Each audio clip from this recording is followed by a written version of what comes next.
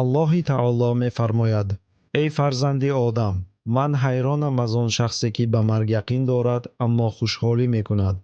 ҳайронам аз он шахсе ки ба ҳисоб яқин дорад, аммо мол ҷамъ меоварад.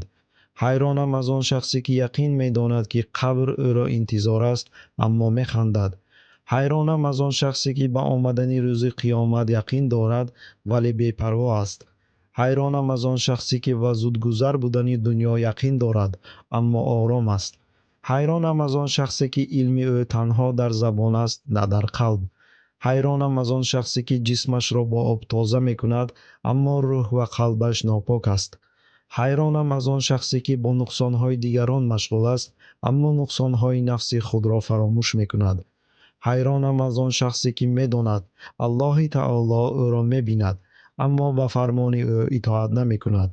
ҳайронам аз он шахсе ки медонад ки танҳо мемирад, танҳо ба қабр медарояд ва танҳо ҳисоб медиҳад, аммо шодии худро аз миёни мардум меҷӯяд. дар ҳақиқат ҳеҷ маъбуде ҷуз ман нест ва Муҳаммад, дуруду саломи Аллоҳ бар ӯ бод, бандаи ман ва паёмбари ман аст.